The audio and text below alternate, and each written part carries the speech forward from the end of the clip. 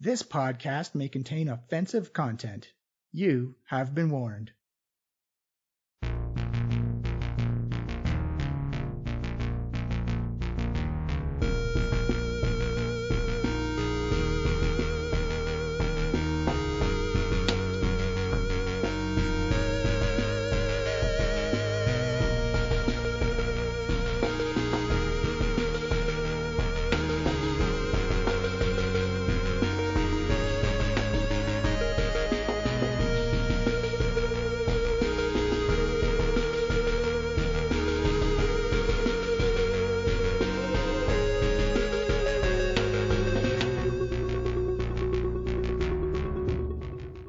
Hello everyone, and welcome to the Diecast podcast. I am your host and DM, Johnny, and this is Tales from Trollskull, episode 9. We're doing a bit of a jump this week because we lost episode 8. Episode 8 got blown up. It got eaten by OBS software, so we're trying to recover it, but we're not sure what's going to happen. So we have a bit of a recap from what happened last week. Big things to know. Pichu now has a drone named Curtis and was quite successful in fighting some mimics. The mimic fight was brutal, and the DM got a little scared that he may have overtuned the encounter a little bit, but fortunately they survived. Some people went down. Maybe I rolled max damage on some acid damage and whatnot, but in the end everyone was fine in theory. That's what I'm going to hold to on at least. The other thing to know is that episode 10, a lot of it got eaten by OBS as well, so the following, we don't know if it's going to be the next week or the following week, but we're going to have episode 10 come out, and it's either going to be mashed together with kind of a recap, like a round table of in-character RP with all the characters, or we may do that as another episode depending on how we get schedules to work out. And then Tales from Trollskull, this chapter will be done for a little bit, and then we'll jump into season 7 of the Diecast podcast, where we go back to the Trollskull trio with Yosef, Amalika, and Waywocket, and the storyline that they're running through. But we will be coming back to Tales from Trollskull and the story of these adventurers working out of the manor, which I love, and everyone has been so amazing and so cool, and we've had a great mix of people who've played it before and people who are playing for the first time, and I just love when an adventure and awesome people come together and just create this amazing, hilarious, fun story, and I can't wait to see more of it. On that front, so we are going to be taking a small break in between to get ready for season 7, and Tales from Trollskull isn't going away. We're going to do some in-game RP sessions where we're going to mix up the groups a little bit. They're going to come in and just, in character, hang at Trollskull Manor and talk about what's been going on in their adventures. So that's the plan for now. We'll see what happens in the future as we're all playing this by ear, as it's crazy COVID times and things get thrown for a loop at the drop of the hat. But that is it for me for this week. I will let you know if the next episode is going to be next week or the week afterwards, depending on if we can get people together in time to record.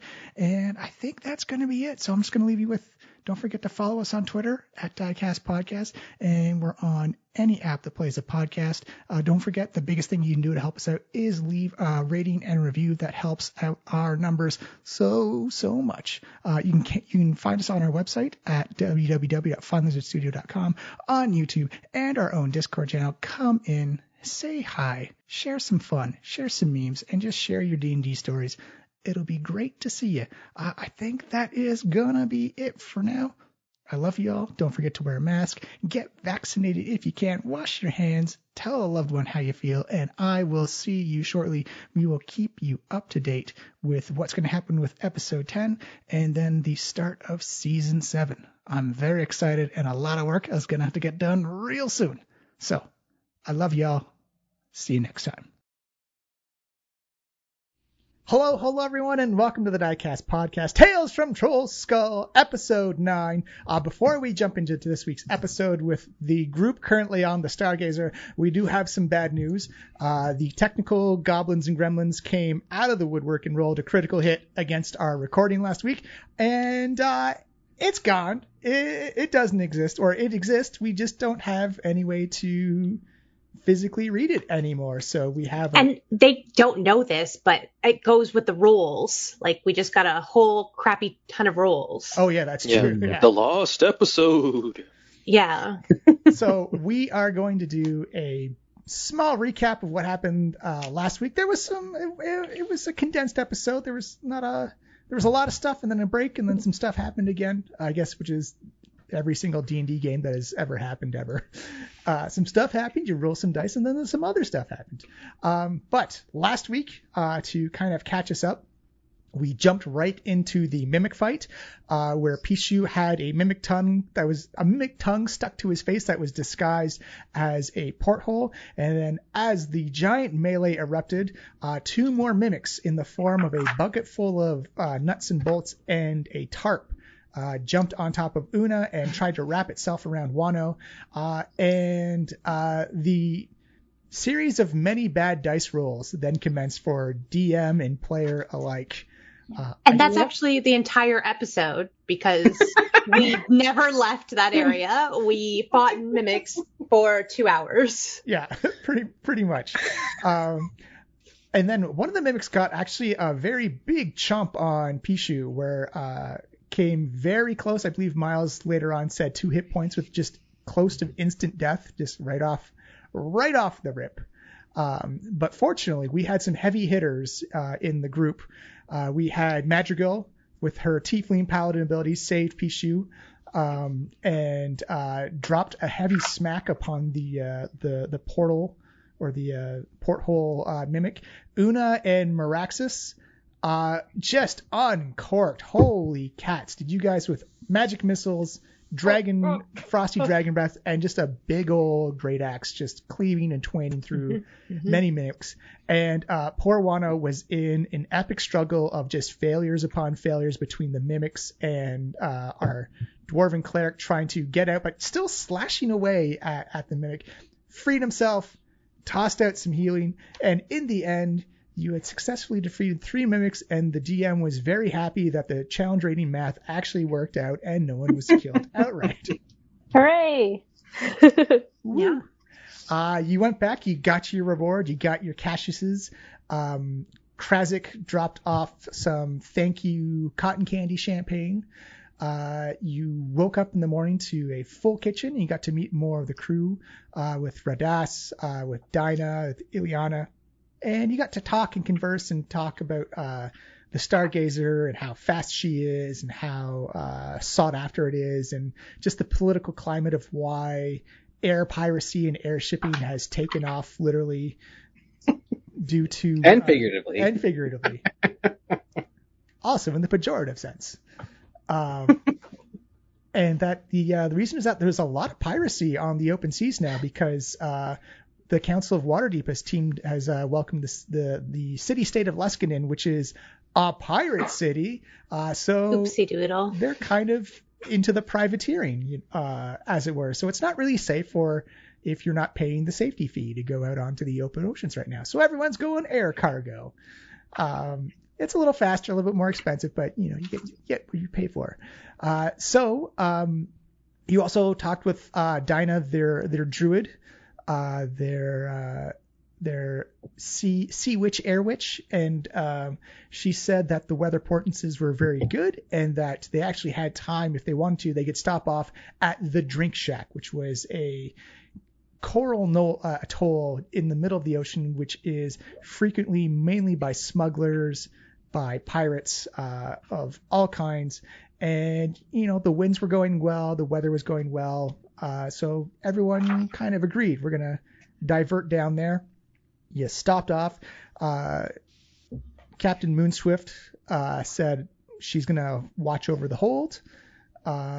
Also, just as a editor, to kind of, if you guys want to jump in, also feel like fire away.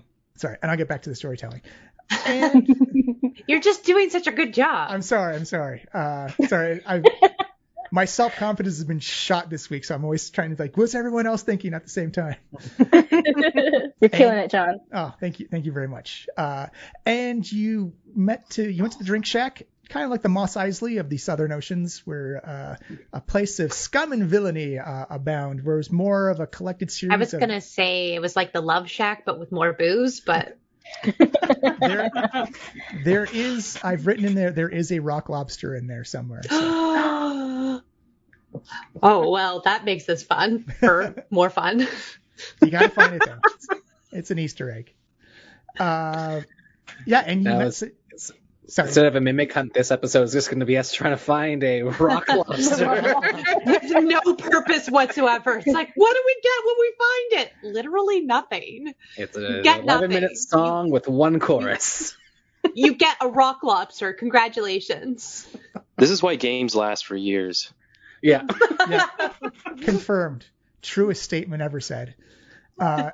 So you got to meet some of the crew. You got to meet some of the patrons. You got to meet Rawl as he gave you some 4X booze to Una as she ordered a drink. Oh yeah. And then you kind of had a nice little collective ensemble cast moment, just meeting around the table when you met possibly my bad attempts at a Don Carnage from Tailspin impression of Captain Renault coming up and trying to challenge the crew of the Stargazer to a race. And that is where we're coming back.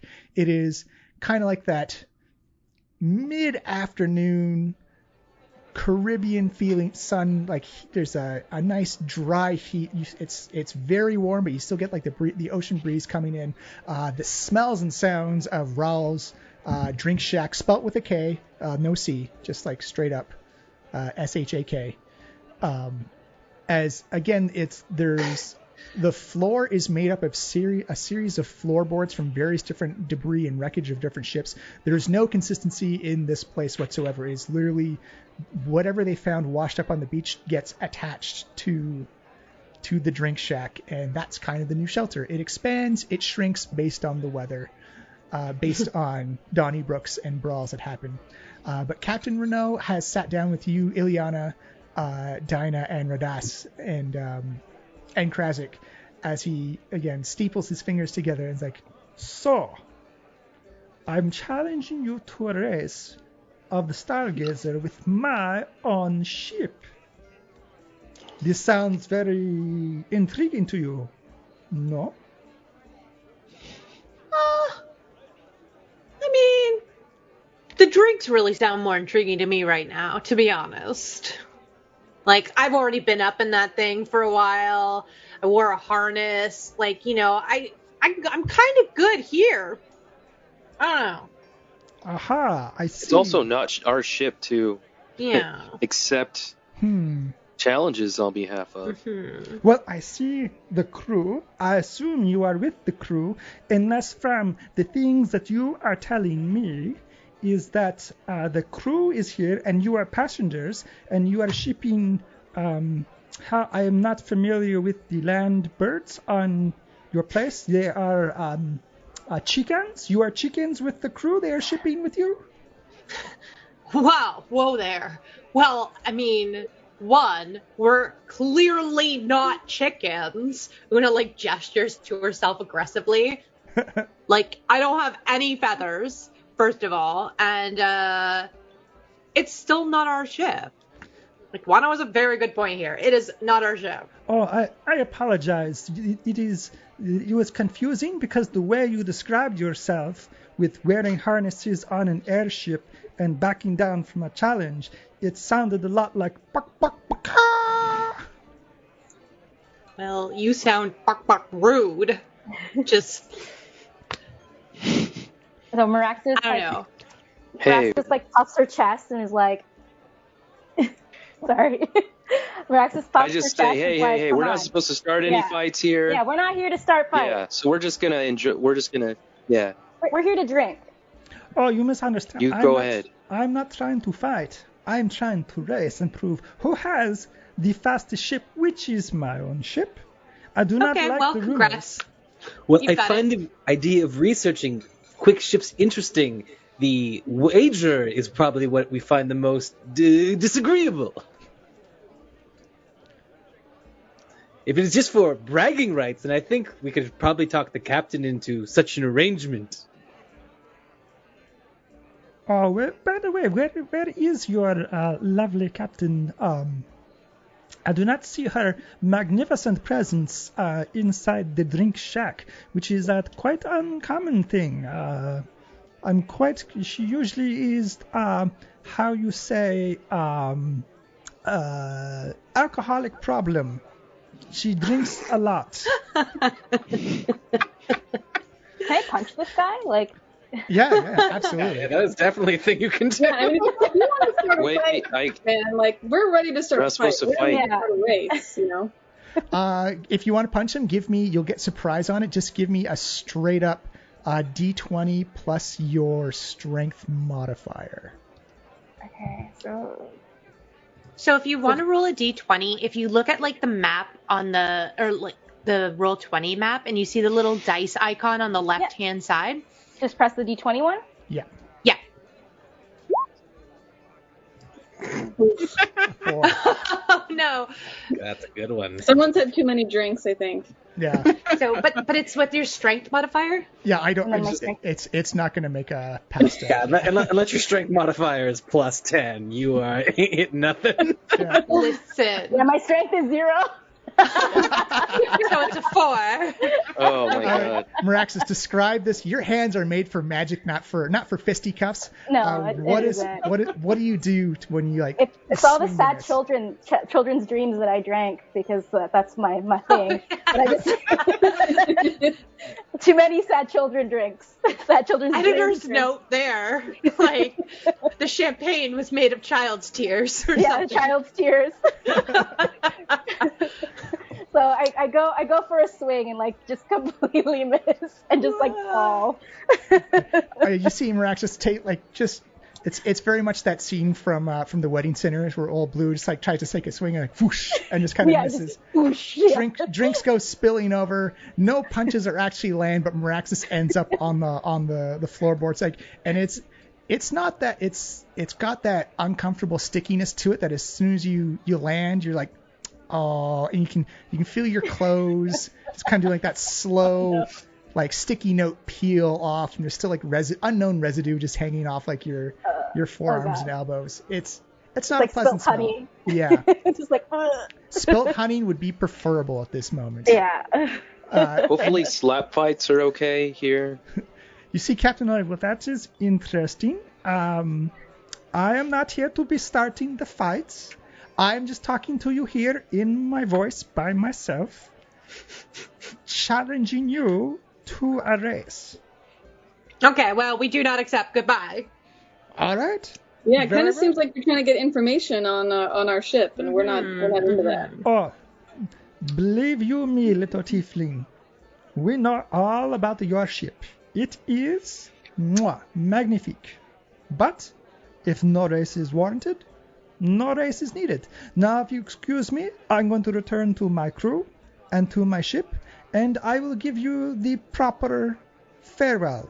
As he turns around, kind of like tucks his fist into his side and starts going bark, bark, bark, bark, bark, bark, bark, bark, bark, kind of like highly raising his knees, flapping his arms as he walks away. Maybe that's just how he walks. I don't know.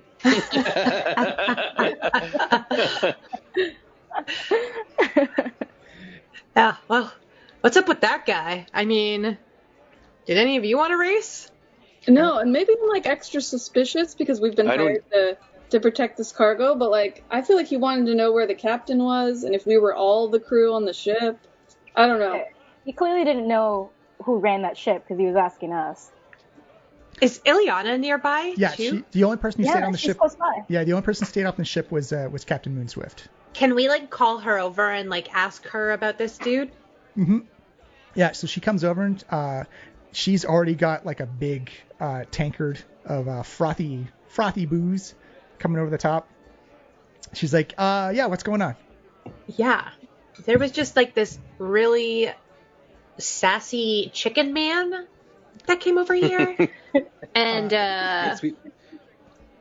he wanted to race us, but he was also like asking about the ship and I think his name, he was a ginger. His name was Captain Renault. It's like, I'm a little too drunk right now. He said some disparaging words about people who wish on that name. Captain Renault, that guy, you don't know whether to trust him or to hate him. He's not your murdery type of pirate, but he's your sneak you off your own ship type of pirate. And if there's one thing he enjoys more than fast airships, it's status ships, and the Stargazer has both. So he was talking to you and avoiding us. So let's keep an eye out, because he's a smart individual. He knows the lay of the land and the lay of the air pretty well. So I'd say keep an eye out. But if he's... I say out loud, we didn't tell him anything about the necrotic tech, the necro tech. You see Ileana take a big swig of her tankard and just like a straight ass stare right into your eyes and says, I wouldn't know anything about that on my ship. Sip, sip, sip.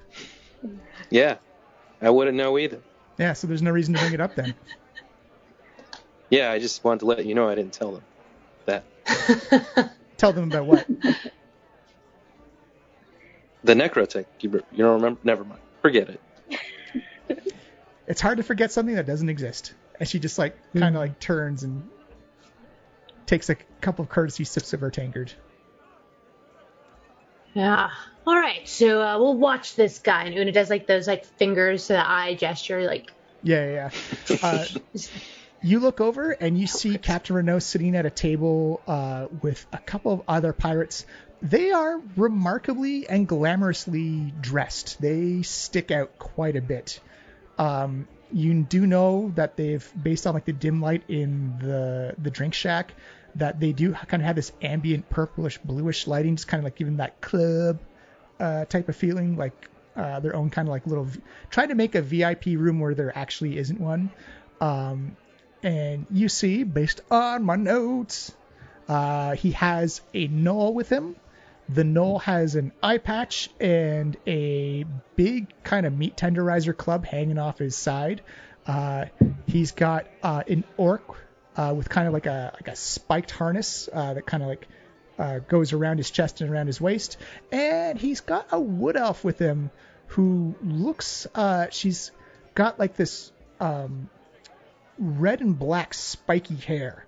And she noticed that she's got various face markings on just blotches of reds and blues, kind of almost like she did makeup, but not in a professional way. She's kind of smeared it on. And you can see them all talking to each other, and then they'll look over at your table, kind of laugh and do and they kind of shut their faces away and then kind of keep laughing at the same time. They're real mean girls eating this place up. Okay. See how they do. I feel right hot. I feel hot in my chest, and I want to, I don't know, do something about this feeling. I don't like it that they're laughing at us so much. You know what'll help with that? A drink. That I'm not so sure about. Well, what if the bartender explains the molecules and stuff? Will that make it more interesting? Yes, that would make it more interesting. Man, Raul's Drink Shack turned into a gastro drink bar so fast. No one even noticed. Really, yeah. This weird ocean shanty is getting gentrified quick. See, it could become a sports bar if they just changed the K to a Q. See, it's not just a seaweed, it's a seaweed extract essence washed over with some purified seawater. You feel the essence of the emotion of it. Oh, no. We also have unfiltered seawater, because that's just 100% organic. I'm going to give you inspiration for that, because that got a belly laugh out of me. That got me right in my comedy spot. All right, so Happy St. Patrick's Day. I get. Yes. Oh yeah. Also that. Yeah. Happy St. Patty's Day, everybody. So the bar is. Oh, ironically enough, the bar is pumping. It's full. It is crackerjacking full of people. It is pretty full. You do look at the different sails and pieces of the debris that make up the wood and the ceiling, and then it kind of moves. There's nothing really nailed or bolted down. It kind of also sways with the atmosphere in the room. Everything seems very unstable.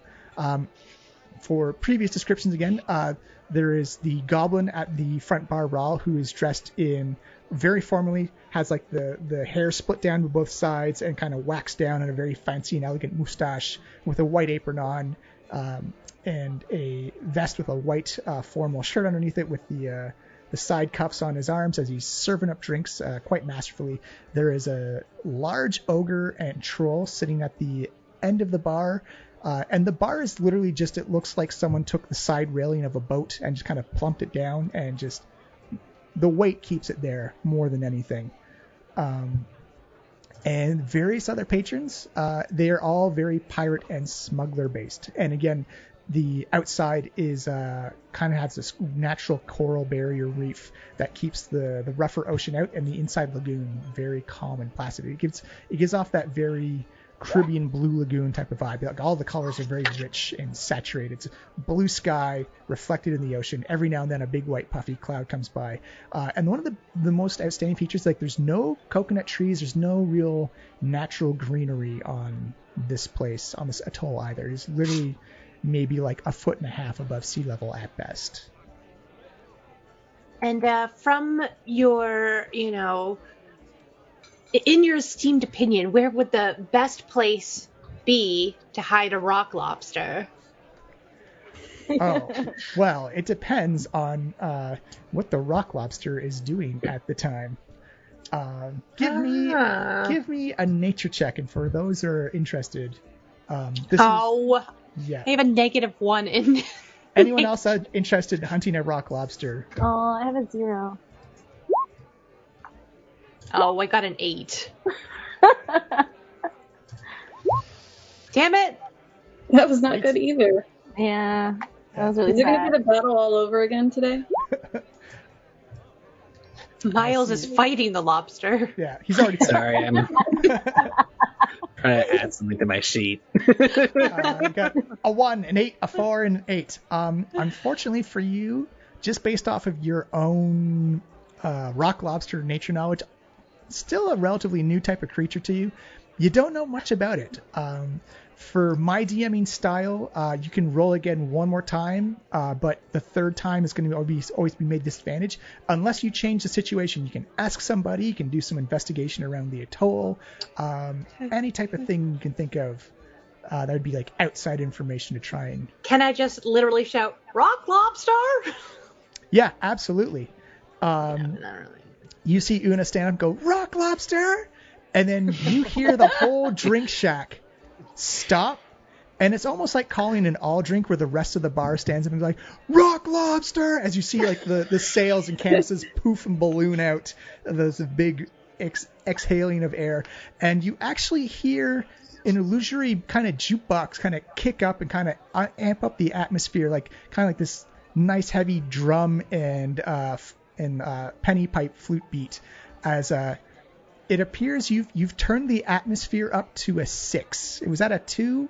It's gone up to a 6 now, as the rock lobster has been called out, and maybe more of a party atmosphere has occurred in the drink shack. I like it.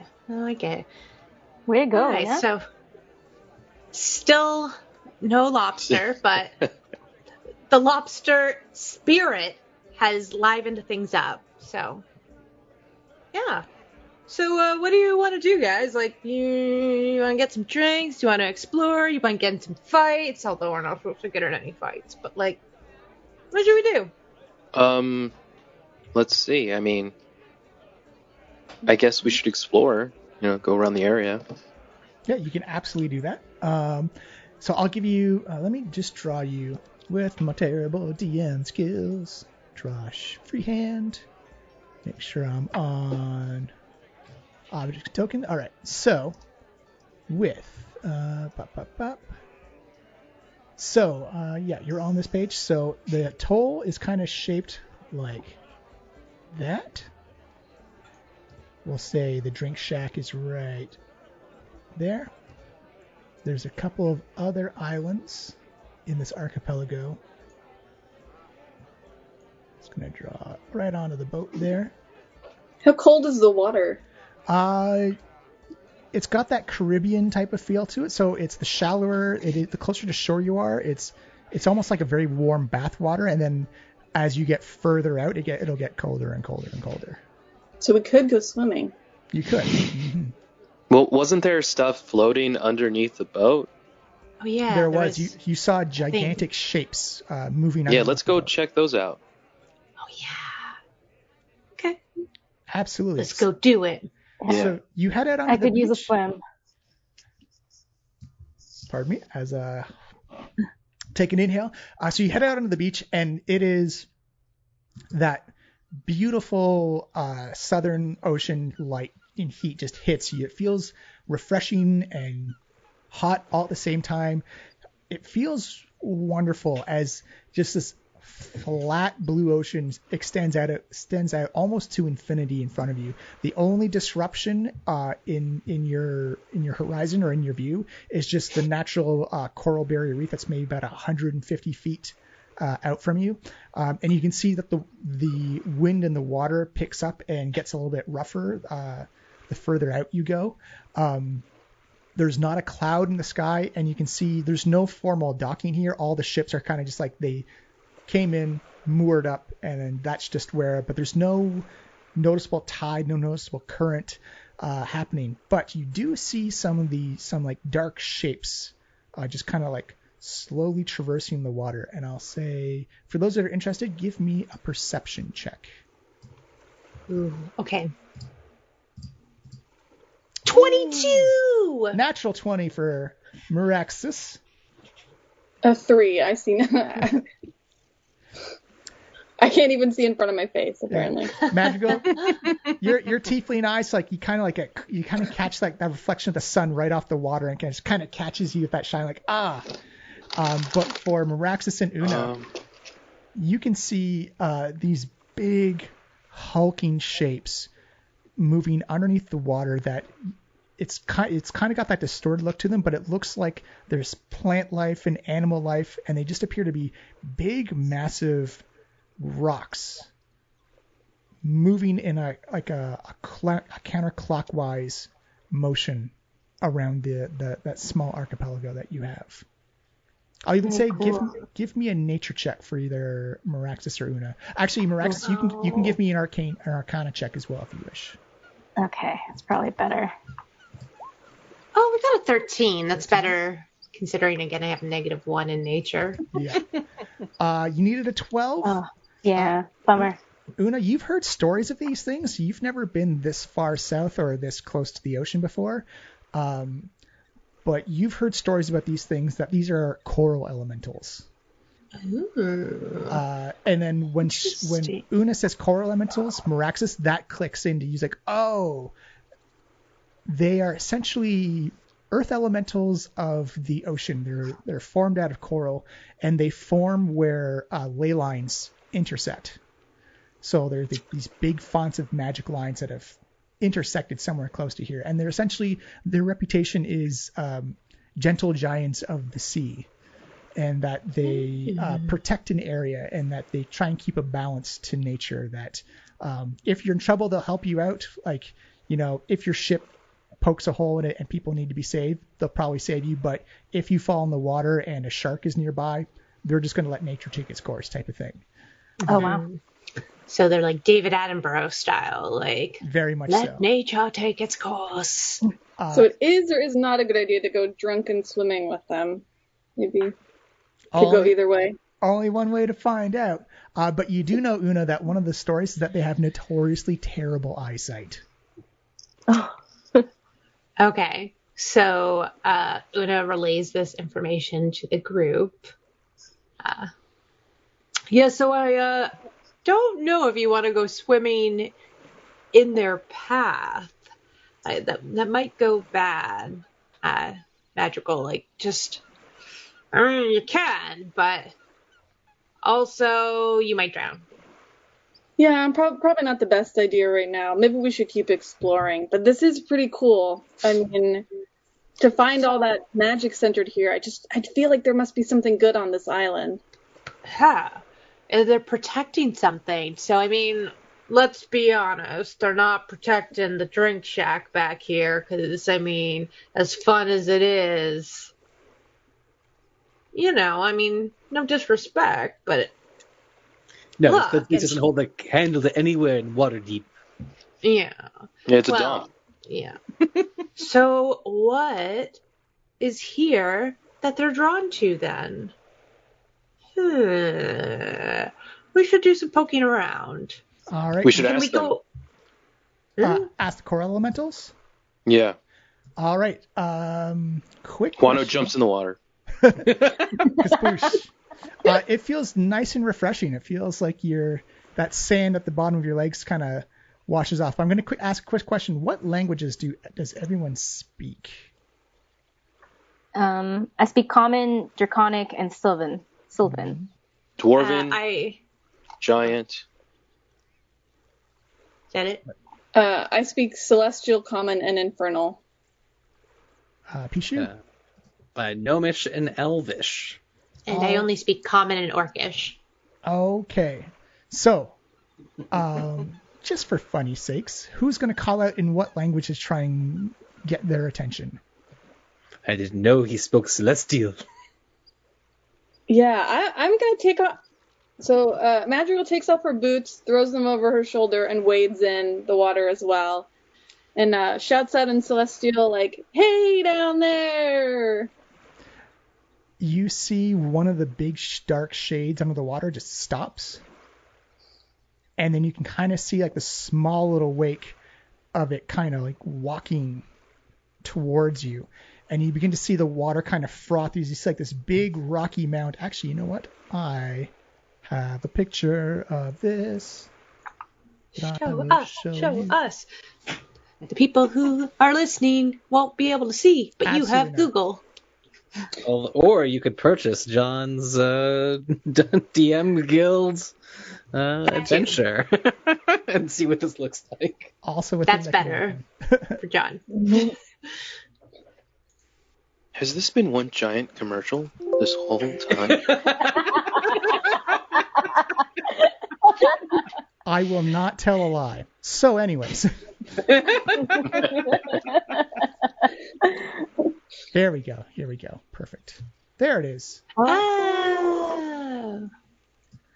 So it is big and hunched over. You can see various barnacles and other corals growing off of it. Water is dripping down, like kind of like this white frothy foam comes down as it is just a gigantic hunk of rock with these big, wide green eyes, almost like puppy dog eyes, but they're just completely green. You can see the reflection of like yourselves and the ocean and the drink shack in the background as it comes up.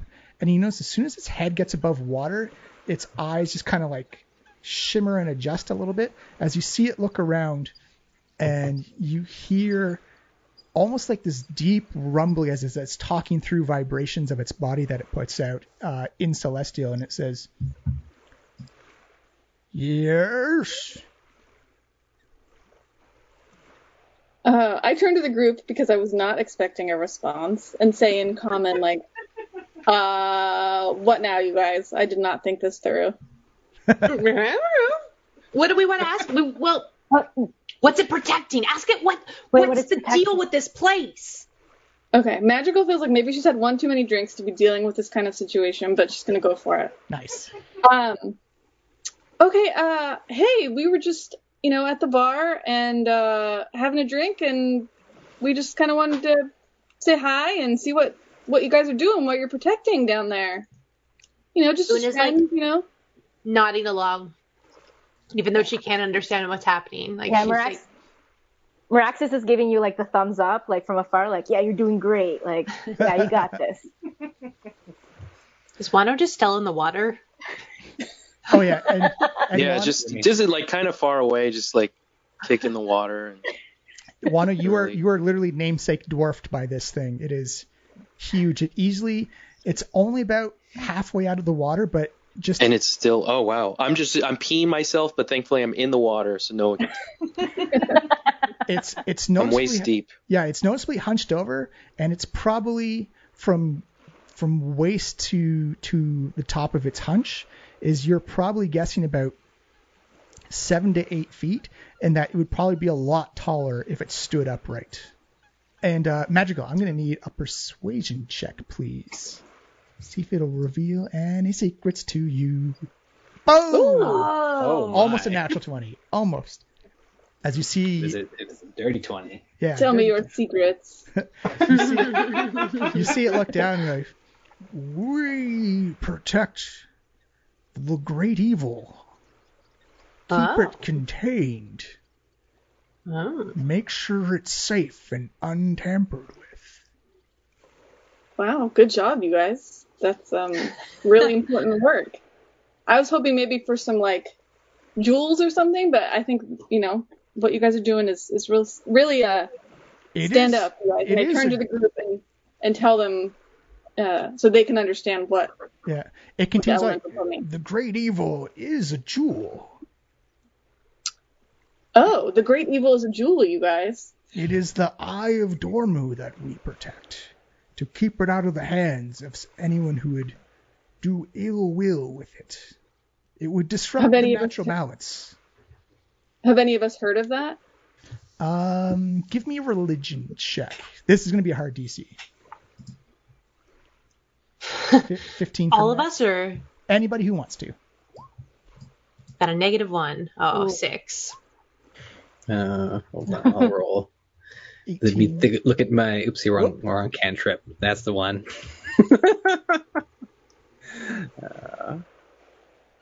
I think I heard about this in one of the books I read the one time. It was Dusty. You said religion check, right? Religion, correct. Yes. Oh, good news. I am proficient in that, but not a great roller, apparently. It's a 17! 17. It's not quite the success, but I also like to do a sliding scale. So for anyone who got 15 or higher, which would be Wano, Madrigal, and Pishu, you don't get too many details of it. It's one of those lesser known entities, but you do know that you've only seen in footnotes and in passing in texts that it's that Dormu is a demon prince of some type. I don't know if we're getting paid for demon prince level shenanigans. Spoilers, it's going to be like 20 more episodes. Mimic shenanigans. Yeah. Yes, we're more on the mimic level, or maybe throwing boxes at the bottom of an airship level. Huh. Says you. Yeah, I'm so intrigued. It is part of a puzzle. We've separated all the pieces, but when you collect all the eyes of Dormu, you can summon him back to the material plane. I do like to collect things. I was just thinking that too, coming off of our talk about video games. What would one have to do to earn a piece from you? I'm sure you don't just give them to any traveler. Well, if you can prove you're pure of heart and that you intend to protect it better than we could, we would gladly surrender the Eye of Dormu. One of many. I'm going to go to the group. Does anyone feel like they're pure of heart here? Hell no. Una does a like I don't think so. Miraxis is like, to a stranger. I've been drinking a lot of sad children's tears, so I mean, I'm out. Yes, I quite value my family's legacy in a way that borderlines on obsession. Wano says, I am pure of heart. That might be true, actually. His neck, in the water. And you want to take this responsibility on, you think? Yes. Excellent. So I turn back and say, there was one among us who is pure of heart, and I point to Wano in the water, who's just swimming there. then he will endure the test of righteousness. What are they saying? Yeah, what did he say? So I translate to you and say, get ready for this test. And then I take a step back out of the water. I'll take 20 steps behind that. Lana, aside from like the loose translation that Madrigal is giving to you, you hear like the grinding of stone on stone and kind of like that little sludgy as like moss and algae kind of gets mixed up into it as it stands fully upright. And it's probably standing a good 10 to 12 feet tall. And then you see it begin to shake and vibrate, almost like, have you ever seen like those nature documentaries when crocodiles begin to send out a call and like that little seismic or sonic vibrations in the water that kind of like causes the water to spark up and rain a little bit as it kind of radiates this perfect circle around him. As the water is completely calm in this lagoon, except it's now broken up by this giant coral elemental calling out. And then everyone hears like this low, basically like, as you see the rest of the lagoon begins to froth up, and you see the other shapes have stopped moving, and you see them all begin to come out and begin to stand almost in a semicircle formation. And then you see this larger coral elemental come out with these spiny curling spirals of coral forming a crown around the top of its head. And this looks like a much more refined coral elemental, that the coral is actually formed into like platelets and shield and almost kind of like a stone armor around like its arms and shoulders and chest and legs. And it's not hunched over at all. It is walking upright, and it almost has a divine glow to it, Madrigal, as you see that like the little barnacles, the various other animal life attached to it almost kind of like shimmer and glow in the sun as it steps up. And you actually hear almost like this Atslan, this deep booming voice in Celestia says, "Who here has decided the test of righteousness?" And Madrigal just says nothing and points right at Pichu, like, over there. Yeah, Miraxis points to Wano. To Wano. Yeah, we're all pointing at Wano. We're like, yep. You see this king coral come marching over to you, Wano. What's his feeling right now? It's like you're almost surrounded by coral elementals, and this big giant king coral shows up and stands in front of you. Wano's trying to look tough. Like, yes, like upright, like a show dog. You see him put his giant palm and like it submerges it, almost like kind of like step onto this. Oh, so he kind of comes up, just gets more statuesque. Mm-hmm. As you see him lift you high into the sky, you almost kind of get a vertigo. You don't feel like your balance is ever in question, though. It feels very sturdy, and he feels very strong as he lifts you way up in the sky. You can feel the sun beating down on you. The water that's dripping off like the bottom part of your armor dries off almost instantly as you see the rest of the coral elementals raise their hands into the air. I'm going to need you to give me a religion check. This is going to be a skill check. So what this is going to be, you're going to need 4 successes before 2 failures, and the rest of the group can help you out. Okay. So essentially, the first one's going to be a religion check, and based on what you do, the DC is going to be different. It's either going to be like higher or lower based on the skill you choose after you choose the religion check. But only one person can help out at a time. So you're going to be doing the rolls, Henry, and everyone else can try and help out to try and give you advantage based on what they roll and whatnot. Okay. So the first one's going to be a religion check as he holds you high into the sky. All right, so I'm going to use my Aztec Gold metal die from my series Helm Grey Castle that's out April 28th. This is not a commercial. This is just describing the die. But that is an awesome-looking D20, though. Thank you. All right. Ooh, a 4. Does anyone else want to roll a skill to see if they can give Wano advantage on the roll? Is it a Well, I religion have a check point of you want? inspiration. You do, I want you to use do. my. Oh, yeah, do it. You do it up. Yeah, Do it up. That's a good time to do it. Actually, yeah, one more time. Oh, natural 20. Natural 20. Boom. That's the magic of the actual That's dice. going to count as 2 successes on the natural 20. Ooh.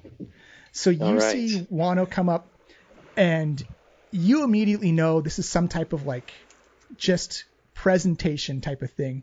You kneel down and you go deep into the prayer of your own personal God, and you see this acknowledgement from the King Coral that they didn't want you to worship their god or an element. They wanted you to worship the thing that was important to you. And you feel this, everyone starts to feel almost like you're at a concert. You feel that bass hum just starting to vibrate through your body. People wearing metal armor, you kind of get that like metal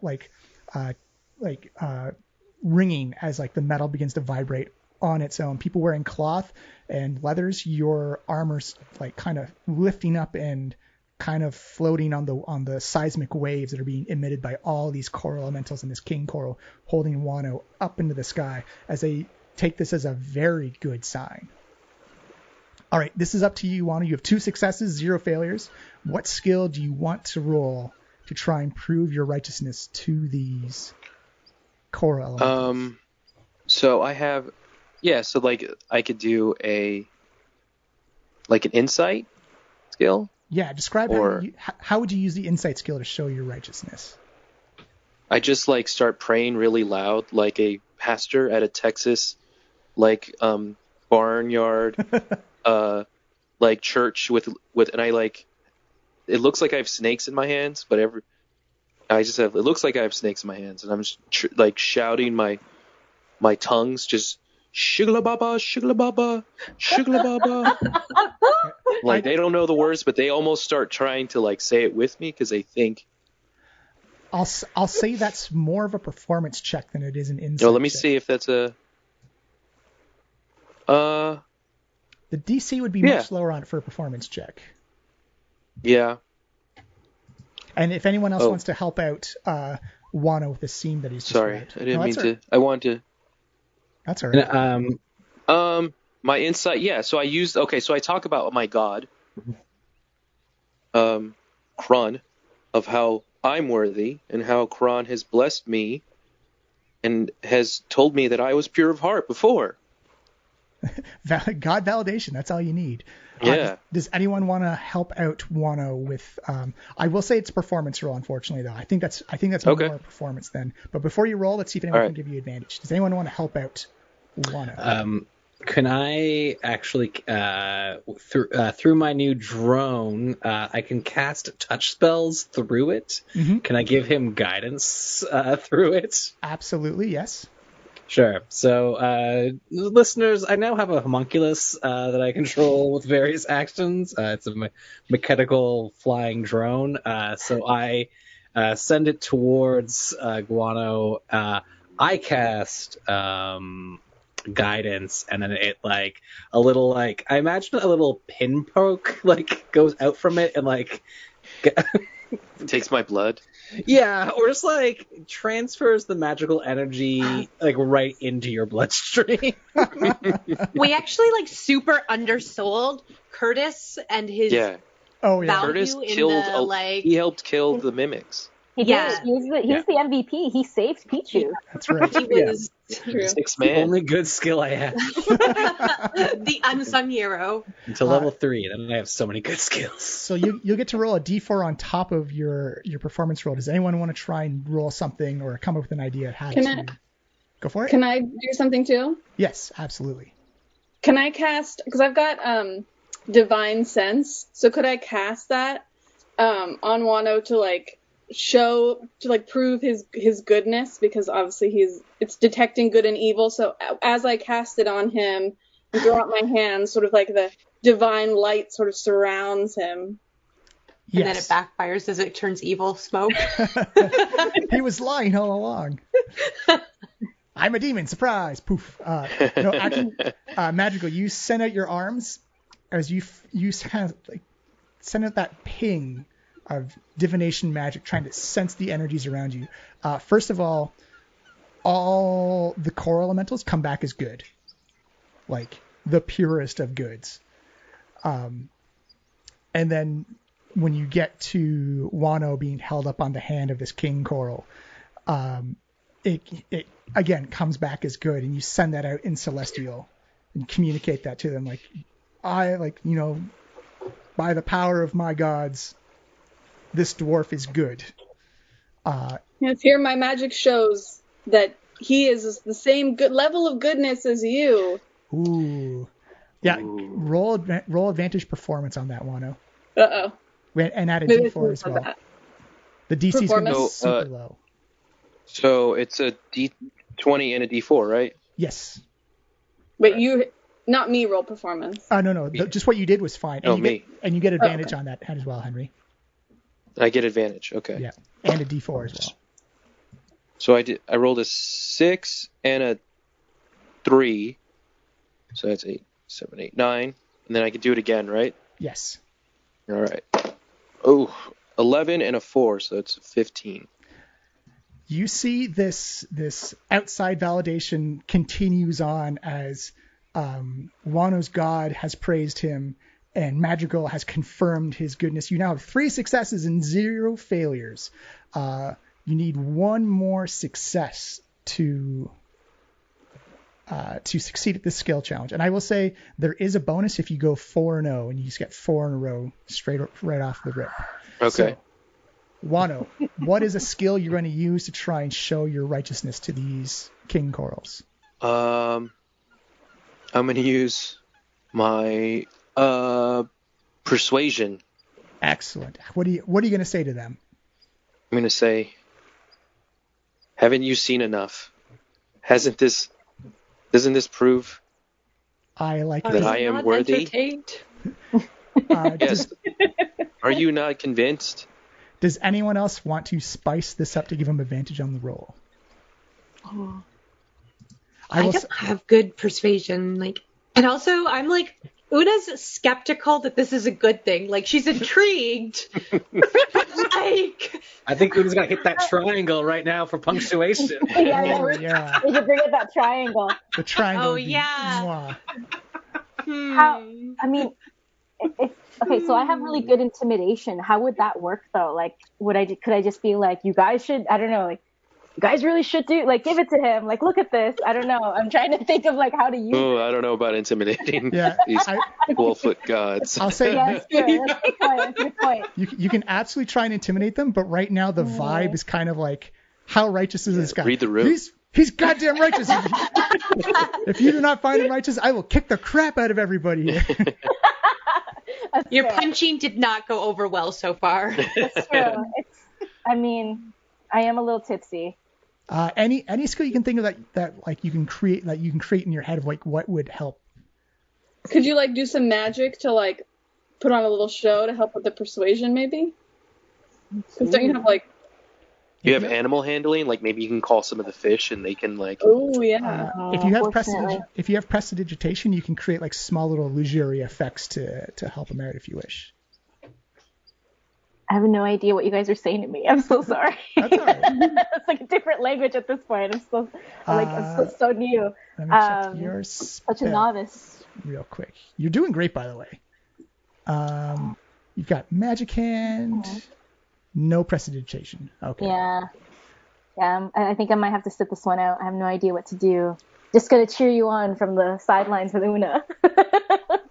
Can I use stone cutting? Is there a stone that's?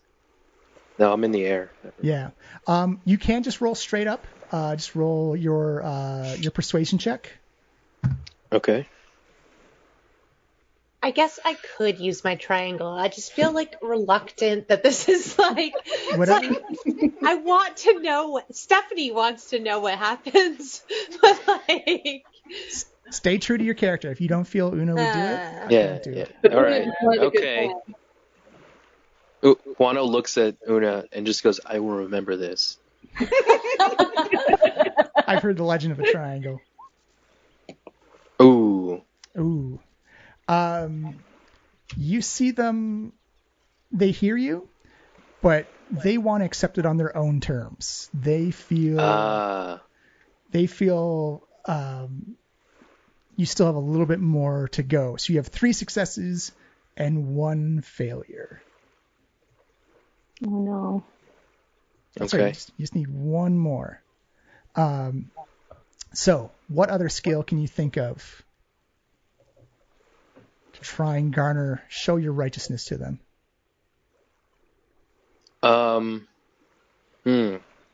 Can I use my? I want to try animal handling Okay. and call the fish that I. Like we're anybody- when you're gonna have the dolphin show. Yeah. Does anyone else want to try and help out? Give them an advantage on this roll. How would they do that? I do not have very good animal handling. Yeah, me neither. I don't really deal with animals in my line of work. Yeah, Wano just does this like high pitched whistle, and like you can see the water kind of bubble. All right. I like And that. let's try it. I'll give you advantage on it because you gave me a little bit extra spice on the description. All right. Oh! Boom! I think that's. I'll roll again just. No, for, no. It's with the Okay. 16 and the 12 count as the advantage there. So Oh, okay. There you go. Yeah. 16. So you see this whistle come out, and you can start to see some of the aquatic life begin to swirl around the king coral's feet.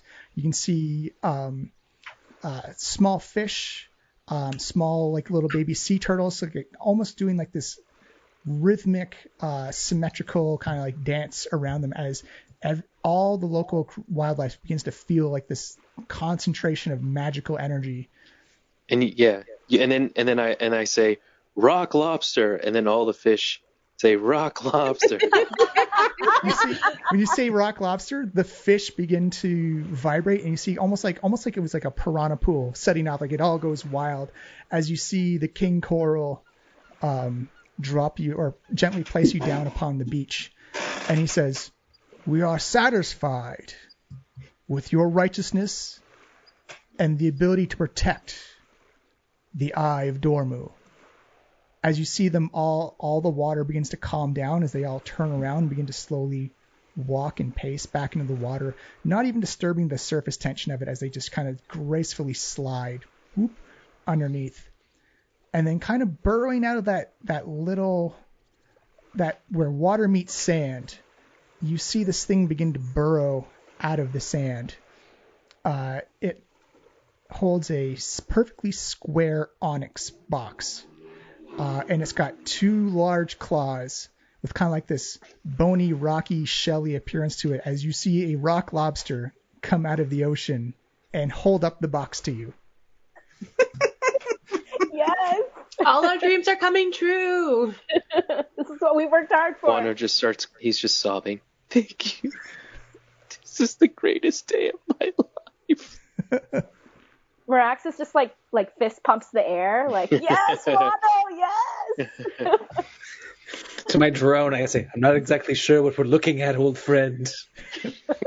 You see Kurt's like, beep, bloop. Wow. I take the box. You see the rock lobster kind of give you like that little salute.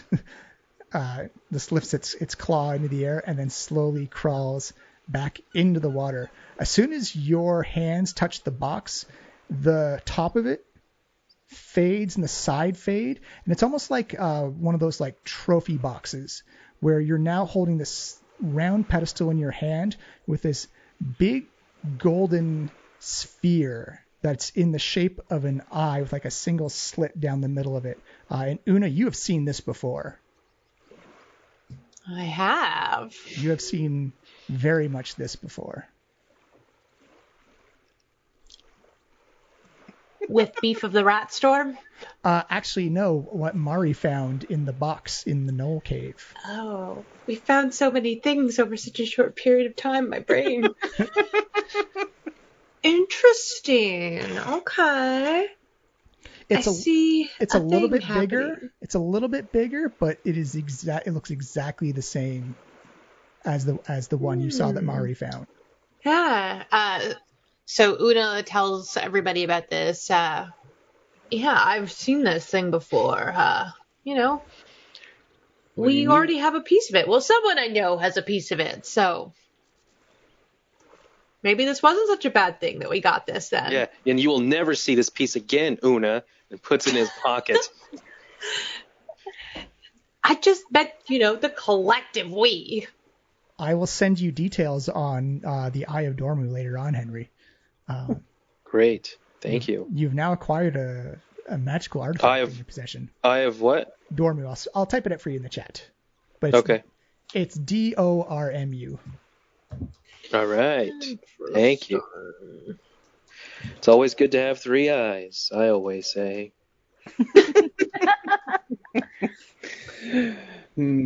So, what else do we think is going on around this place, or have we done everything? We just found the coolest thing. I think we could pack it up, y'all.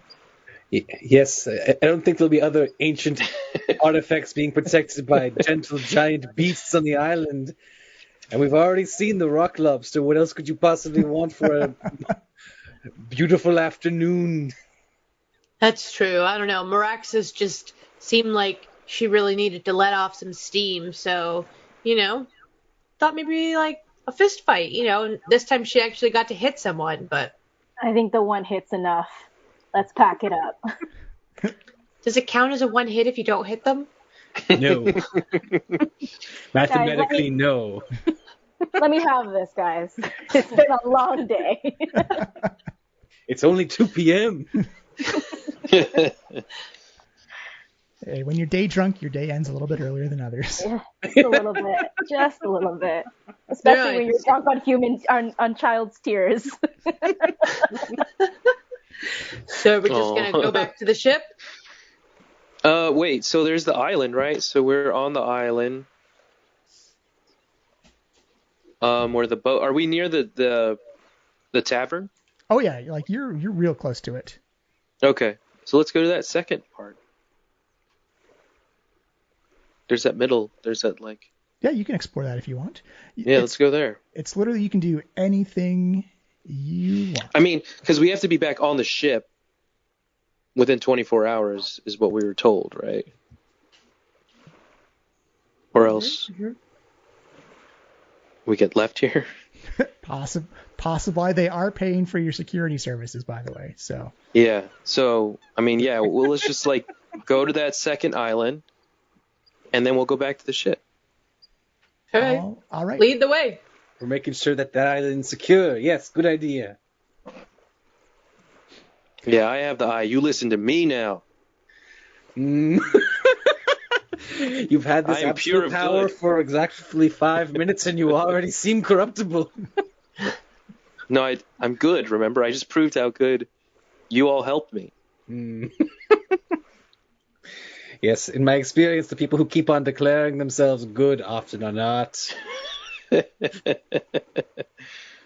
All right, so if you want to make it over to the other island, everyone's got to give me a basic strength athletics check for swimming, unless you have a swim speed skill. Oh, what? This is like the thing I'm like proficient in. I got an 8. Oh. All right, Maraxis, using your natural Dragonborn-like ability, you get to kind of iguana swim on over. Una and Madrigal have a little bit of trouble. You don't drown. It's not like a failure thing, but you're taking... Oh, and Wano as well. Is it an athletics or... You did a strength save. Yeah, you need athletics. Oh, and Madrigal, you just rolled strength. I need athletics from you, please. Still a 6. Wow. Oh, these are terrible rolls today. Well, why not? I'll head on over. Oh, no. Oh. I'm not very strong. So this is I feel like we're all just like we're like swimming, but just like thrashing our arms. Yeah, it's nothing dangerous, but Maraxis, you swim through just fine. Everyone else, it's kind of like when you're at the cottage lake and you're like, you know what? I'm going to try and swim to the other side of the lake today. That seems like a perfect... It's not that far. It's totally fine. And it's not that far. It's maybe about 50, 60 feet. But you start to realize that swimming in armor, swimming with drones, swimming while distracted, gives you a bit of trouble. It takes you better part of about 45 minutes of an hour, just very slow swimming, catching your breath, treading water for a bit. I should have unloaded all these axes. As you finally make your way over, and Mirax is like, you can sit back, have a drink if you want, watch everyone slowly try and come to the beach. I'm just feeling good that like I'm the stickiness is gone now, like that stickiness from the floor. Like I'm feeling a little relieved that's like off me now. I don't feel as dirty. Your silver scales are shimmering in the sun. Like it's a nice feeling. I'm sobering up a little bit too. I'm just like, all right, feel a little better now. Yeah. Nice. Everyone else looks haggard. They look. It looks so calm on the other side. But yeah, you made yourself happy too. I'm just like, all right, you made it. Good for you, man. Ooh. You made it to. Just realized that this voice is Kit from Futurama. You've made it to the second island, and the very first thing you notice is that there's actually like sand grass. There's actually like greenery on this island. There's no, you didn't see any of that on the Drink Shack island, but there's actually greenery and sand here. And it's not as flat. It's got kind of like mounds and dunes, kind of like almost like a rolling feature. It's maybe each dune maybe goes like 6 to 8 feet higher, and it looks like the wind has kind of like pushed this into like this kind of like windy dune formation. It's kind of got that wave pattern on the sands as you crawl up over the top, and the sand feels denser and more compacted by the grass keeping it all. It doesn't feel as loose or as grainy as before. There's a very definite difference between the wetter, more water-clogged sand down by the beachfront, and as you climb up these dunes, it feels dense, like almost like sandcastle type of stuff. As you climb up, and you see it's just a series of rolling dunes and grass, and like the wind actually picks up quite a bit on this island. Somebody give me a nature check, please. Or sorry, perception check. Yeah, I'm gonna cast guidance. What? Why are all these things that I'm proficient in being crappy to me? Because you cursed yourself last time. That's what caused the episode to go. Is you cursed the D20 die or the roll 20 dice. I mean, I cursed them and then I uncursed them. To be fair, it's a lot easier to curse something than it is to uncurse. That is true. All right, Madrigal and Wano. In one of the gullies between the two dunes, you see is a series of wooden grave markers. It looks like that they're kind of in a small little cluster, and just kind of like densely packed together. Is there any writing on them? Can we read any writing on them? You'd have to get closer to, and I think we're going to go theater of the mind for this part, but you'd have to get closer. The way I have you're on top of the dune right now looking down, you see kind of like this patch of grave markers down at the bottom. So you're freely, and you can walk down into like the little mini graveyard if you wish. Yes. Yeah, okay. Walk down. I'll stay up here while you examine those graves. I've no interest in pilfering any dead bodies today. As you walk down, you see some of the grave markers are marked and named, and some are just left blank or have been weathered over. They're nothing fancy or ceremonial. It's literally just, here is like Boney Jones. Here's where he rests, or here is Scallywag. Like the rusty scabbard, like in Long John marks. Silver. Legally, no. Thematically, yes. Yes, it even says that on the thing. Legally, no. Thematically, yes. But it seems to be just various people who've either died on the islands or or have been brought here, who've not been buried at sea, just seem to be at rest here. Can I investigate the area if there's any treasure or things of Yes, value? absolutely. Give me an investigation check, please. Coming from the dwarf who proved his righteousness to a bunch of coral elementals is now sifting around the graves. Oh, what the heck? My thing is frozen. Oh no. Either I refresh it or use your D20 as well if you can. Oh, here we go. What am I doing? Investigation? Investigation, What the please. heck? Why are you doing this? There you are. I'm just gonna do a D20 and then when it. Perfect. Oh, that's a critical failure. Ooh. So you see Wano kind of like put his hands into the soil or into the sand, and it's not. These are not deep. These are all very shallow graves, and you can feel kind of like the hip bone and like the leg bone beneath you as you go sifting around. And you actually kind of bring it to the surface a little bit, and you kind of like bring up like this mostly decomposed, mostly skeletonized body. It's kind of got like the remnants of like a bandana on its top. As you go searching around Madrigal, you see this as well as like this kind of skeleton is kind of like partially brought out of the sand. And that's when you see its head snap up and go and reaches out for you as you see other skeletons begin to emerge from the sand. I will need people to roll initiative, please. Target your tokens and hit initiative for me. SpaghettiOs. Where am I? Select. Oh wait, first Initiative. Oh. 18. Oh. Sending back. We got Pichu. Do you have Curtis as well? Oh, Curtis goes right after you.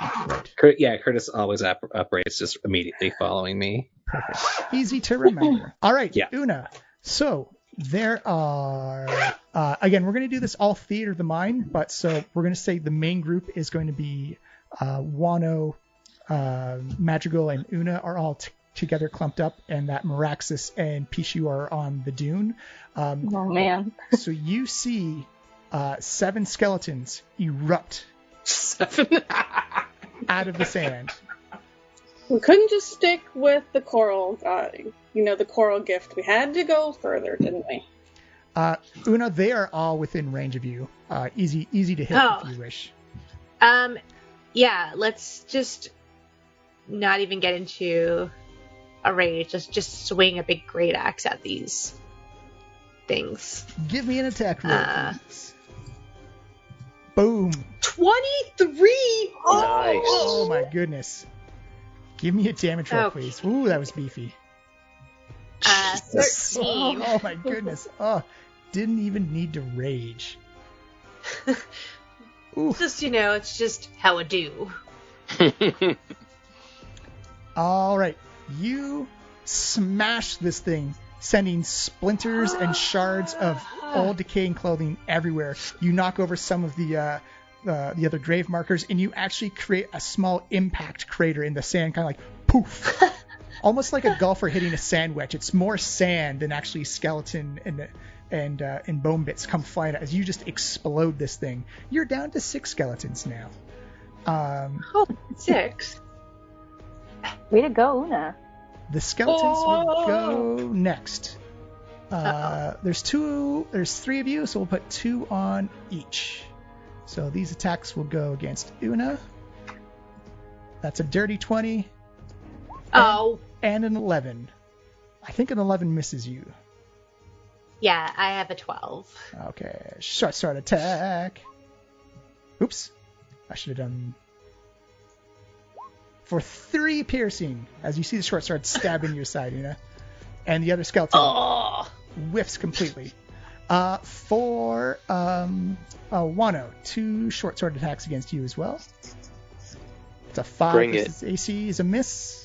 And a 9 versus AC is also a miss, as you see them just clank off the side. I am good.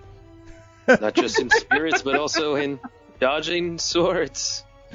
And against Madrigal is an 8. Oh my goodness, the bad rolls. 8 and 8. As this flurry, you get the feeling that the decay on these skeletons is greater. They're not fresh. They're not as lively as fresher undead, but they just begin to flurry away with their claws, and they've actually broken off some of their forearms and are using them as weapons against your arm as you just deflect all the blows. All right, Meraxis, you and Pichu are up on the hill. It is your go.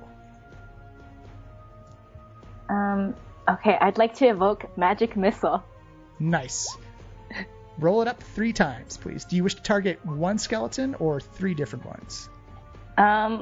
Let's do 1. Okay, so give me 2 more rolls of your Magic Missile, please. 7. And 7, that is 12. As you explode, again, a shower of bone and dust just kind of rimple down around the one sound is.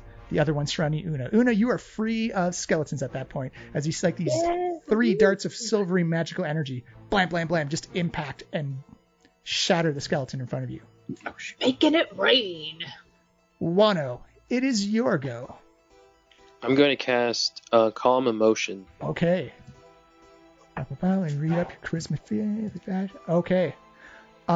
You cast Calm Emotions, trying to find the mentality and trying to find the soul of these skeletons, and the spell unfortunately fails. Like, you get a feeling that there is no soul, there is no personality to connect with the calm the emotions, that they are immune to this effect, unfortunately. Okay, well, I'm going to use my walking action to walk back to the water and get the hell out of here. All right, that's going to cause an attack of opportunity from 2 of the skeletons. Blip, blip. For a 12 versus AC. Fail. That's going to miss. And a dirty 20. That's going to hit? Yes, I believe so. Dang. For 7 piercing damage, as you're trying to walk back to the water, trying to get some space, and one just catches you on the side with one of its forearm bones. All right. Pichu, I'm good. You've put some space in between yourselves, though. Pichu, it is your go. There is... Wano has made some space between himself and 2 skeletons. Una is free, and Madrigal has 2 skeletons to fight by herself. I'll target one of the skeletons fighting Madrigal as I pull out one of my little magical devices, and I kind of twist it, and a ray of frost shoots straight up into the air because I rolled a 7. Just definitely a miss, and then I tell Curtis to fly up, and he/it really will take a little beam comes from one of its little tendrils. It's a 10 to hit. That is unfortunately a miss as well. Madrigal, you are trying to fend off these 2 skeletons. You see this blast of frost just come right down by the side of your foot and kind of like freezes over, and like quickly turns the sand into kind of a muddy substance as the snow melts away. And then on your other side, so another silvery bolt of energy just kind of poof and like kind of puts a divot in the sand beside you, as you see Pichu trying to guide magical assistance your way, and it's just kind of like making almost like special effects sand explosions right next to you as you're getting covered in like the after effects of sand dropping down on your shoulders. I'm helping. Yeah, it seems super helpful. I'm just gonna take my longsword and just take a big all swing at both. Can I just try to hit both of them with it? Unfortunately, you need a talent or an ability to do that. You can target one of them. All right, then I just go for one. I just go for one. Give me an attack roll, please. Oops, did I do that twice? Yeah.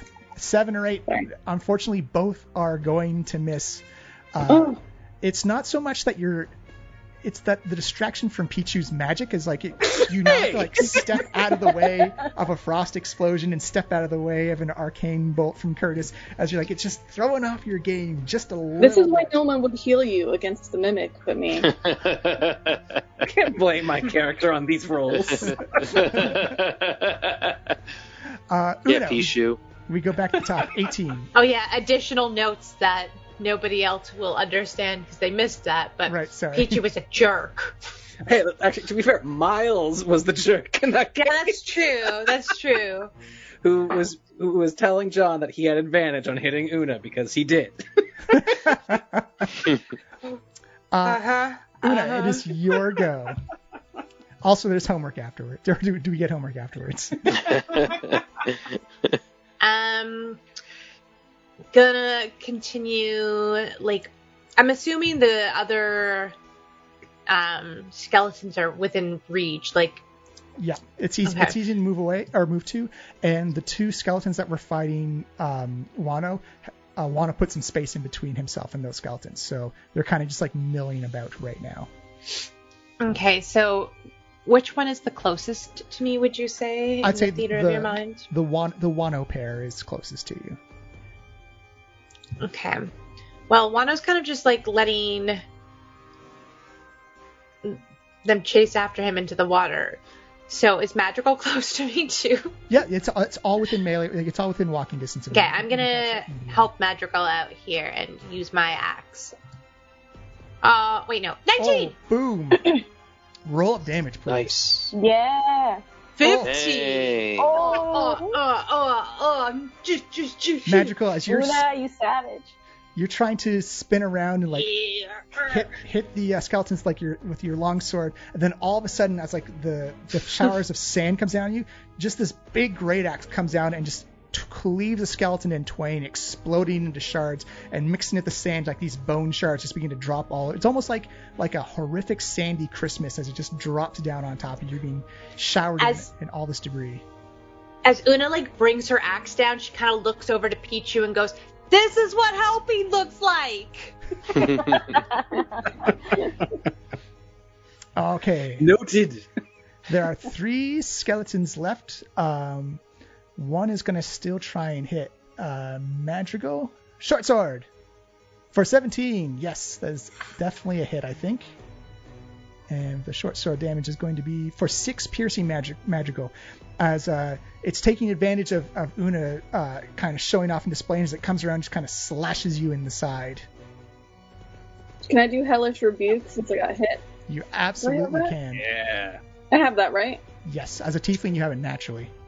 Yeah, okay. So that's a dexterity save. I believe. How do I do it, though? If you click it. Yeah. I can't see it, though, on my sheet for some reason. Oh. I'm trying to think where that would be. It's a racial feature. It should be. Yeah, like I'm not seeing it where it should be. Let me see. Unless it's under... Spells, or it's on your core? It's not there I either. don't see it. Oh, it is missing. All right. Well, it's Right? Isn't that weird?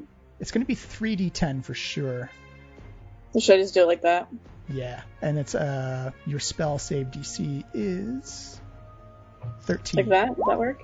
Yeah, perfect. That'll be 23. Oh my goodness. All right. Let me see if the dex save Unless with me. succeeds. It does not. So just describe how 23 points of fire damage incinerates this skeleton that took a swing at you. As I throw my hands out and the fire bursts up, it's so hot around this skeleton that it turns the sand into like those really sweet crystal shards that like burst up out of the sand. Nice. So we've got like this nice mixture of like snow, divots from the arcane blast, and then like these shards of fire and heat that just like melted it into a glassy type of substance. You have created quite the scene at this little graveyard here. The last 2 skeletons are going to stay in pursuit of the one that woke it up, and they're going to do 2 short sword attacks against you, Wano, as they catch up in... because being a dwarf, you're a little bit slower than everybody else, unfortunately. No, I'm not. For a 10 versus AC, DM is rolling real cold today. Oh, I lied. It's a 22 versus AC. And the short sword attack for 4 piercing damage. Is like, it just kind of almost looks like a big dagger and stabs you right in the back. Chunk. Meraxis, you are next. There are 2 skeletons left, and they are pursuing and chasing Wano down towards the waterfront. Could I do True Strike? Yes, you can cast that. It would be your next attack it would apply for. It would be my next attack to do it? Okay, Yeah. so maybe not. Means that your next attack would have advantage. Yeah, have advantage. It would have an advantage, yeah, but who knows. Let's try Ray of Frost. See if I can get them that way. Boom. Do it up. Okay. Oop. There you go. Ooh, for an 18. So you see this beam of frost come out of Merax's hand. Roll up your frost damage, please. Oh, and the speed gets reduced too. That's going to help. How do I do that? See where it says Ray of Frost under the 60 feet? Oh, yeah. Just There click you on go. it for 2 frost damage. Ka-chunk, as you see kind of like a couple of the rib bones get blown out towards, and like Wano, you feel the bones kind of hit you and impact them. It's kind of like they kind of stick to your armor due to the frost magic. But it looks like the frost begins to spread down into the hips and legs of this skeleton, slowing it down quite a bit. Your retort, Wano. It is your turn. You have 2 skeletons on you. One is slightly damaged. The other one is perfectly fine. Okay, I'm going to use Guiding Bolt to shoot the one that's fine. Do it. The one that's fine. Natural 20. Boom. Boom. This is going to be messy. Yeah. Please roll the damage. Where can I... Oh, here we go. Yeah. Boom. That's just level 1, right? Yeah. Our group has exactly no in-between in combat. Oh my True. goodness. We either go hard or we go soft. Yeah. Yeah. We're either like, slap there's- fighting.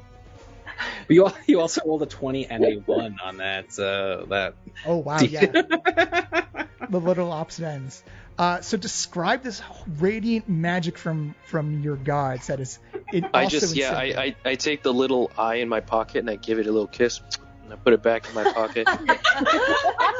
And then like I jump and then go backwards and then just shoot this guiding bolt at the fine skeleton. It would give advantage to the next attack against it, but it has been vaporized. Exploded. Yeah. It is just dust. You can't even tell where the dust and the sand interact with each other. Pichu, there is 1 skeleton left and 1 char mark in the sand. You guys have definitely altered the environment of this little mini graveyard. Oh no. All right. Let's see if the fiddling works this time. As I continue to fiddle with the round thingy. Yeah, that one definitely worked. Oh, yes. 21 to hit with 6 cold damages. Again, no in-betweens. Yeah. One, Maybe we using should drink myself for less. all our battles. I only get 2. you see another. You see another. Cat opened the door apparently. You see another bolt of frost come smashing down and kind of like takes out part of the hip bone. As again, more bone gets frozen, gets shattered and stuck to the front of your armor.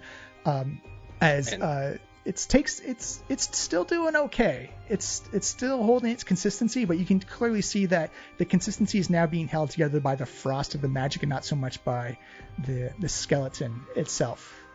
And then as a bonus, I'll say, "Go, Curtis!" And then there's my force. Oh, it's a crit! Another natural 20. Oh, 7 force damage. Yeah. yes, Curtis. 7. That is 8. Oh, you describe the death of this that Curtis does on this skeleton. So yeah, it has like a propeller at the very top of it that's spinning around, much like a sort of a modern drone. But then little basically like there's syringes that come out, and one comes out firing a sort of, I guess, translucent bolt that hits the skeleton right in its core, and the mana that was within ceases to exist as the bones crumble to the sand. Awesome. That ends the encounter with the skeletons in the pirate graveyard. Hooray! Ooh. Done and done. Who needs to rage? One second. Let me just do some DM rolling for you. Oh. Amongst the debris and the remains, you find about 40 gold pieces between Nice. all 8 of the skeletons. Yay! We're rich. That was your fee at the bar. It's starting to be about, late afternoonish, maybe about 4 or 5ish, as you can see the sun on the horizon getting closer. The blues are starting to change into yellows and oranges. and you can hear the atmosphere at the drink shack is picking up quite a bit. And I think that's the sound of the Rock's party right there. You know, it's a crazy night at the drink shack when the motorcycles come out. Yeah. On the island. That's the sounds of Hollywood, baby. North Hollywood. Or maybe the metal bard is playing this very shack in the middle of the ocean. That is what Tarek would be up to. They're actually the sounds of skidoos. Sea-doos. I love sea-doos. Yeah, that's what I meant. That's skidoos. It's an Ontario thing. You get ski-doos, you get sea-doos. They go in the same place sometimes. Okay, so that is actually a thing, and I'm not just saying. No, you're not wrong. Cool. All right, carry on, everyone. But I'm just trying, like, it's the drink shack in the middle of the sea where we can get plastered. All right. So, do you wish to make your way back? I won't even make you roll for the swimming check to get back around. Actually, no, I won't because it may delay you. It may delay you. Oh no. I'll need strength athletics checks, please, for swimming. Basic 10s. That's all you needed was basic 10s. 25. Nat 20. I'm gonna swim the shit out of this ocean. I can't believe I didn't do this last time, but hold on. First, it's all right. Let's see if we can not change the aerodynamics or sorry, the hydrodynamics of this swimming thing. It's like guidance on myself. I imagine one of my devices like creates a bit of a like wake for me. Yeah. Let's see. I do my fish whistle, and they just like the fish come and help you along. Yeah. 10. There you go. Nice. The wake made the difference. Una, you are Michael Phelps going through the ocean, just almost like you were born in the water. I was saving my energy for this. You're doing jumps, you're doing flips, you're showing off, you're doing laps around Pichu, unfortunately, as he's still trying to keep up in the wake of his magical devices. That's helping him out. And you all make it to the shore as you see the sun is starting to get closer out, and you actually see the crew of the Stargazer come stumbling out a little bit. As they finally, oh hey, where'd everyone go? We nowhere. Went for a swim. You met some skeletons. Not very talkative. Oh, you went to the pirate graveyard. That happens now and then. I mean, like if you just asked around, we would have told you, oh yeah, like that's full. That place is full of skeletons. Like it's. It's fine. We took care of it, and now the skeletons. There are no more skeletons. It's just an island now. Well, until more people die on this island, and that's where they like. It may happen tonight. We don't know, but we're gonna take off though. Are you good to go? As you see, they've all got a nice light buzz about them, except for Dinah, seems to have stayed sober through the entire experience. Let's get on the ship. You get on the dinghy. You get back. And you see that frothiness begin to build around the ship as it lifts up into the air and the balloon inflates underneath. As the reds and oranges begin to turn into blues and purples.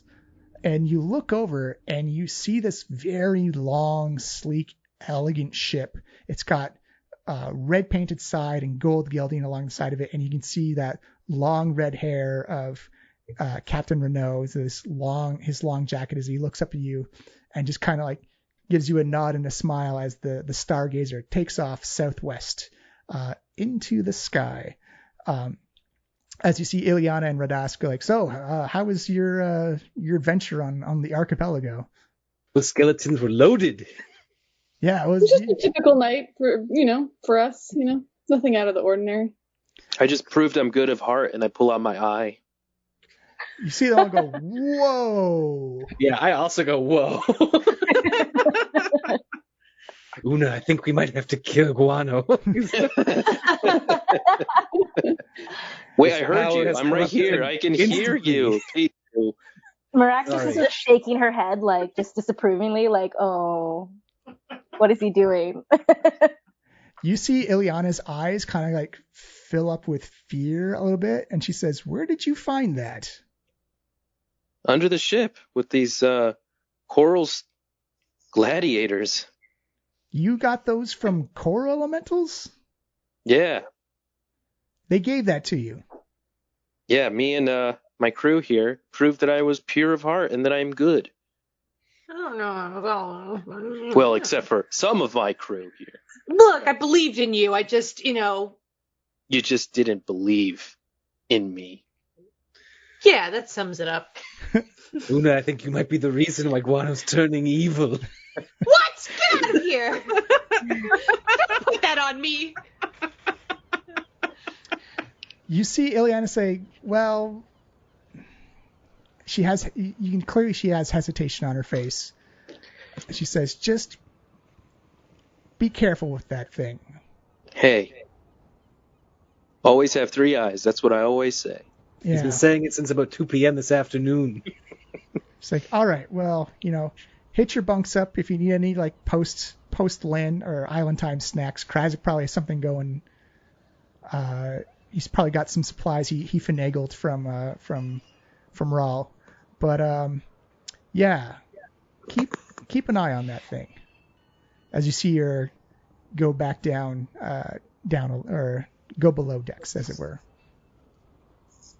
Well, I think I'm ready for bed, to be honest. Like, I'm pretty knackered from that swim, and then the battle, and then the other swim was great, but, I'm still tired. All right, so for rooming purposes, you got 5 people. You have to do a 3 and 2 situation. So one room's going to have 3 and one room's going to have 2. Split yourselves up and let me know which room you're going to go into. Where are we here? Could do... If you're not counting Curtis here. No, he's not really. He's a construct.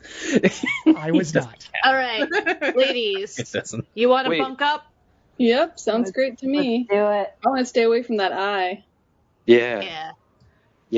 Right, Curtis. Keep watch. Let's go, Curtis. Make sure that no one sneaks into a room at night. If you do, make the bleepy sound, please. Bleep, Yeah, bleep us up. Weep, weep, Yes. bloop, bloop. That's the one. Right. As you bunk down for the night and everyone finally hits those beautiful silk hammocks that just, you feel no movement of the ship. You feel at comfort, at ease, and you just feel you want to sleep as soon as your head hits the side. Wano, you feel hot. You feel feverish. You open your eyes and you find yourself in this weird chamber. You can almost hear like a heartbeat, like a thump, thump, thump, thump, thump, thump. Hell yeah. And as you look around, you see that there's your arms and legs are bound to the floor and the ceiling, and they've got like this sinewy texture, almost like intestines have wrapped around your wrists and ankles, and they've like suspended you up in midair. As you see the walls of this, it almost looks like you're in like a pustule. As you see skeletal hands begin to like press and imprint themselves on the side, and you can see kind of like this blood and pus begin just to like ooze out like little cuts that happen in the side. As you see finally a skeletal hand, it's got this greenish yellow skin and it's shiny and slick. As it slices all the way through, and like this brown fluid is like fork lands on the ground, and see this very tall robed individual come out. He has a head covering, almost like a skull cap leather type of thing that comes down over top of his eyes, and he's got a very long and exaggerated grin. His cheekbones are very high and they kind of glisten with that shine on his skin. It is not that. Okay, sorry. Yeah. He's wearing long brown and green robes, and you can't see his eyes, but his mouth is wide and spread open, and you can see he's got like gingivitis, and his teeth are all yellow and black, and there's kind of like this blood and pus that drips out of his mouth, and he floats up to you. You can't see his feet. He kind of just almost hovers over to you, and he says, one second, I said, working on my voice for this one. You have discovered the eye. We are very happy about this. We did not think you would get away from the elementals so easily, but you managed to deceive them. What are your intentions? I didn't deceive nobody. I'm good. Oh, yes. You are very good. Very good at acquiring eyes. What? That's why I always have 3 eyes on you, is what I always say. Oh, yes. Well, we are well aware. Since about 2 p.m. today. Who's we? Oh, we are very close and integrated family. We are always looking out for each other. And we are very glad we have found you. Are you glad that you have found us? Who are you? Oh. I am the Herald of Dormu. The Demon Prince of Plague. Whoa. And I can assure you, we will be in contact with you very soon. What? As the scene goes black, and you wake up, and you're in a feverish sweat. Can I get a charisma save, please? Yes, you may. 1 second. Charisma save.